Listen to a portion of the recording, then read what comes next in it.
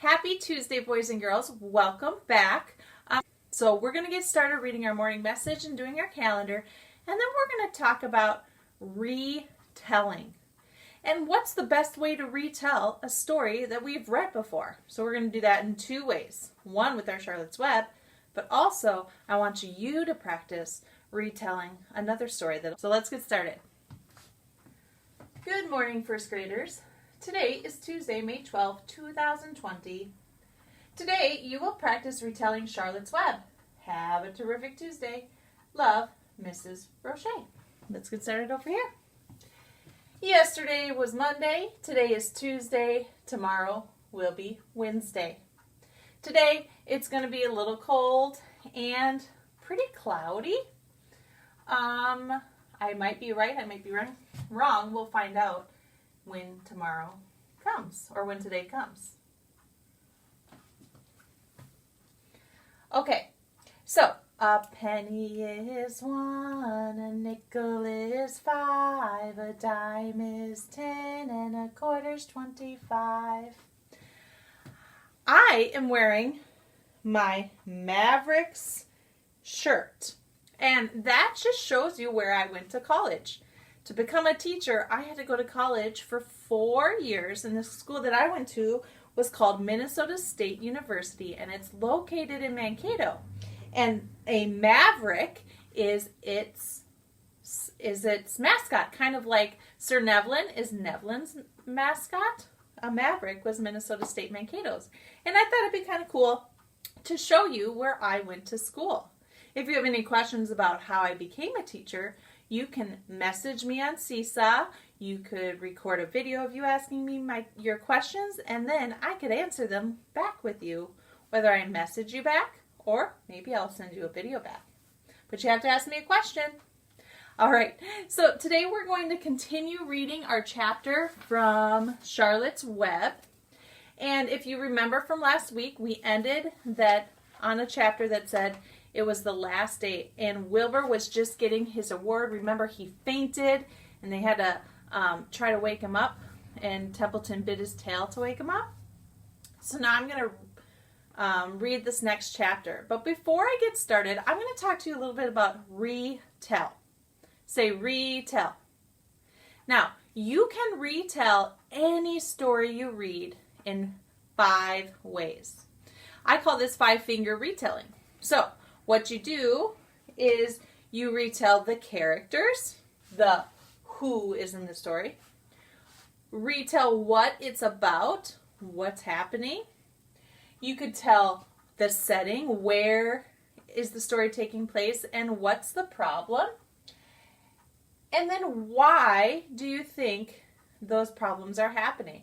And you can tell how they solve the problem. So there's lots of different things. I'm going to show you the quick 5-finger picture now. So when we retell, we can use our retelling hand. The thumb is when we remember to tell the characters who the people are, or animals or creatures in the story. Then we use our pointer finger to tell the setting. That's the place, when and where it takes place. Our middle finger can tell us the problem, what's happening and going wrong.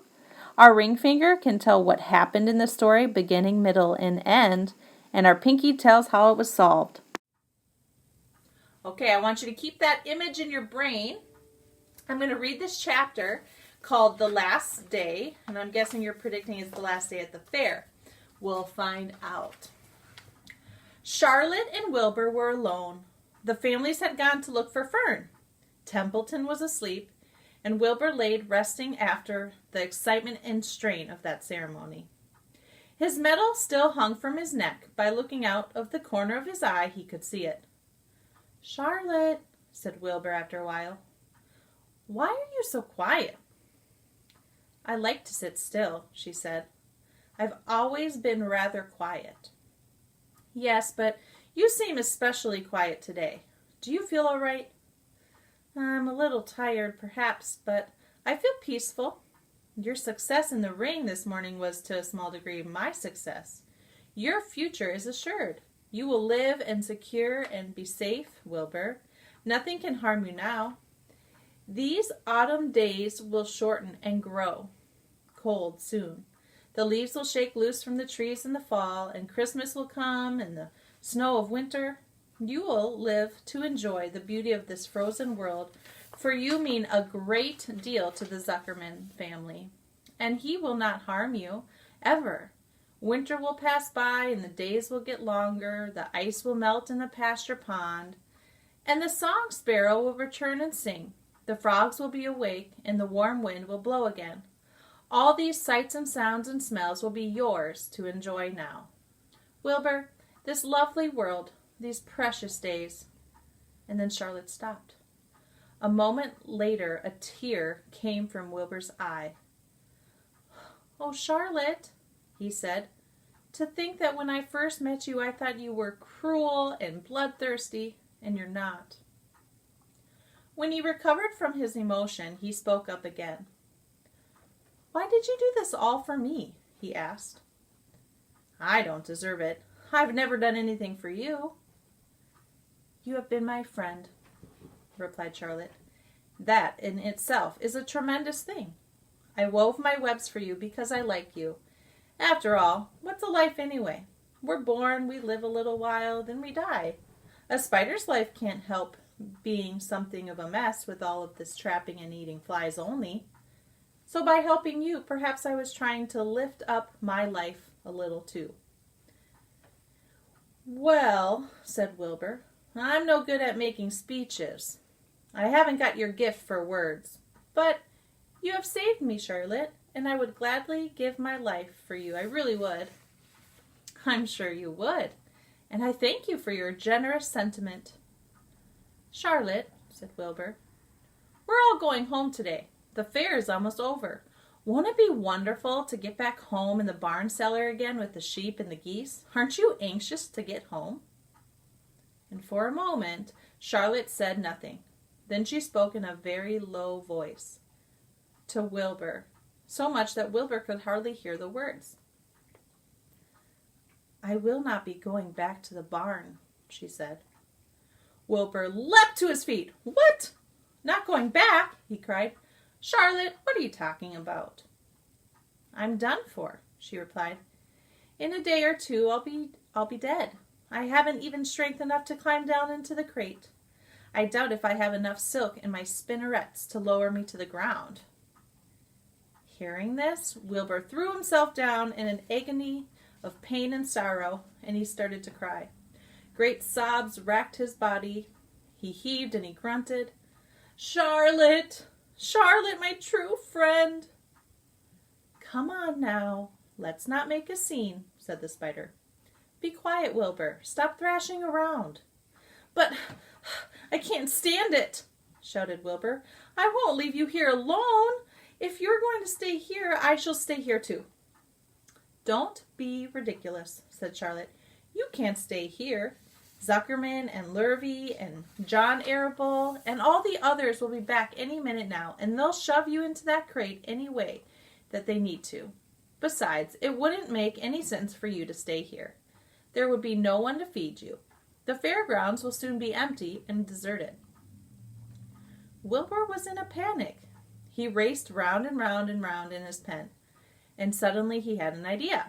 He thought of the egg sack and the 514 little spiders that would hatch in the spring. And if Charlotte herself wasn't able to go home to the barn, at least he must take her children with him. So Wilbur rushed to the front of his pen. He put his front feet up on the top of the board and gazed around. In the distance he saw the Arables and Zuckermans approaching. He knew he would have to act quickly. Where's Templeton? He demanded. He's in that corner under the straw, asleep, said Charlotte. So Wilbur rushed over, pushed his strong snout under the rat, and tossed him into the air. Templeton, pay attention, screamed Wilbur. The rat, surprised out of his sound asleep, looked first dazed and then kind of disgusted. What kind of monkey shine is this? He growled. Catch a rat, catch a wink of sleep. Can a rat catch a wink of sleep without being rudely popped into the air? Listen to me, cried Wilbur. Charlotte is very ill. She has only a short time to live. She cannot accompany us home because of her condition, you know. Therefore, it is absolutely necessary that I take her egg sac with me. But I can't reach it and I can't climb. You are the only one that can get it. There's not a second to lose. The people are coming and they'll be here in no time. Please, please, please, Templeton, climb up and get the egg sac. The rat yawned. He straightened his whiskers and then he looked up at the egg sac. So, he said in disgust. So, it's old Templeton to the rescue again, is it? Templeton, do this. Templeton, do that. Templeton, please run down to the dump and give me a magazine clipping. Templeton, please lend me a piece of string so I can spin a web. Hurry, said Wilbur. Hurry up, Templeton. But the rat was so not in a hurry. He began imitating Wilbur's voice and being funny. So it's hurry up, Templeton, is it? He said. Ho, ho, ho. And what thanks do I get for these services, I'd like to know? Never a kind word for old Templeton, only abuse and wisecracks and side remarks, never a kind word for a rat. Templeton, if you don't stop talking and get busy, all will be lost and I will die of a broken heart. Could you please climb up? Templeton laid back in the straw. Lazily, he placed his forepaws behind his head and crossed his knees in an attitude of complex relaxation. Die of a broken heart. How touching. My, I notice that it's always me to come to when there's trouble. But I've never heard of anyone's heart breaking on my account. Oh, no. Who cares anything about old Templeton? Get up! Screamed Wilbur. Stop acting like a spoiled child. Templeton grinned and laid still. Who made trip after trip to the dump? He asked. Why, it was Mr. Templeton. Who saved Charlotte's life by scaring the arable boy away from that rotten goose egg? Bless my soul, I believe it was old Templeton. Who bit your tail and got you back on your feet in the morning after you fainted in front of that crowd? Old Templeton. Has it ever occurred to you that I'm sick of running errands and doing favors? What do you think I am anyways? A rat of all work? Wilbur was desperate. The people were coming and the rat was failing him. And suddenly he remembered that Templeton's fondness of food. Templeton, he said, I will make you a solemn promise here right now. Get Charlotte's egg sac for me, and from now on I will let you eat first, when Lurvy puts the slops in. I will let you have your choice of everything in the trough, and I won't touch a thing when you're through. Until you're through. The rat sat up. Do you mean that? He said. I promise. I cross my heart. All right, it's a deal, said the rat. He walked to the wall and started to climb. His stomach was still swollen from all the food the night before. Groaning and complaining, he pulled himself slowly to the ceiling, and he crept along till he reached the egg sac. Charlotte moved aside for him. She was dying, but she still had enough strength to move a little bit. And then Templeton bared his long, ugly teeth and began snipping the threads that fastened the sack to the ceiling. And Wilbur watched below. You can kind of see there's Templeton helping get the egg sac.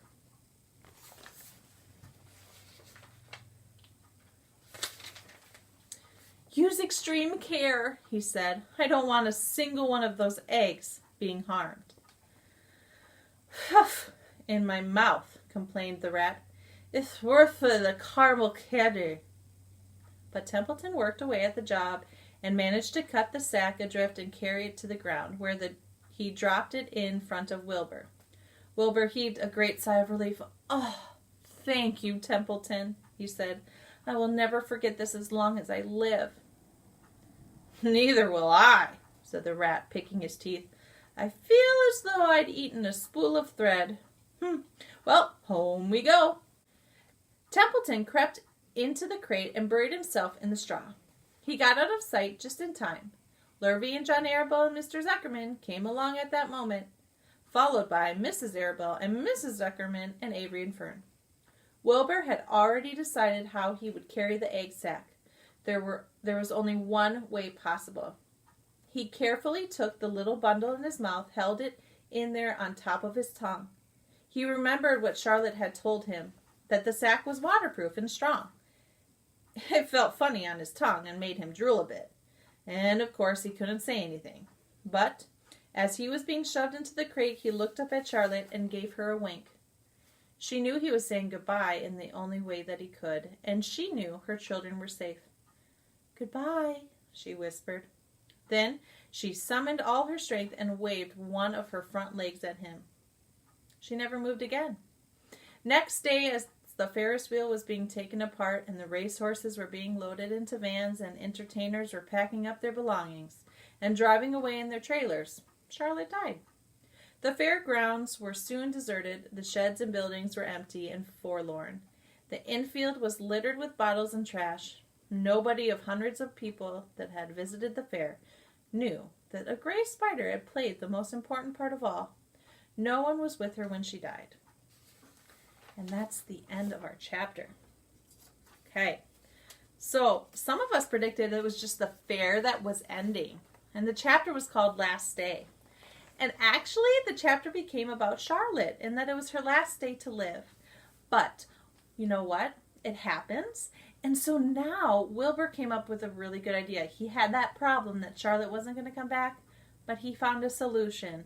And the solution was her beautiful baby eggs and how he was going to save them. So tomorrow when we read our next chapter, we'll find out what happens. We are on page 172, and this chapter is called A Warm Wind. And I believe, boys and girls, that will be the end of our story, Charlotte's Web. I really hope you've enjoyed reading this book with me this year. I've loved reading it to you. If you're able to, you can maybe try to find Charlotte's Web at home on YouTube, or maybe if your family has Netflix, you could maybe try to find it there, or any way that they could. If they can't, that's okay too. Boys and girls, now we're going to practice retelling the story. So who was in that chapter? We have our characters, which are Templeton, Wilbur, Charlotte, right? That chapter was mostly those three. There really weren't any other characters in that chapter. What happened? Well, we learned that Charlotte was sick and she was just getting old. And so what happened was they needed to solve the problem. And they were at the fair. So where were they? They were at the fair. It was the end of the fair. That's the win. And their problem was Charlotte was going to die, so they needed to figure out how to get the egg sacs back. And the solution was Templeton. Use your retelling hand to retell the story in your own words. You could tell it to a stuffed animal, you could tell it to a friend, or somebody that lives at your house.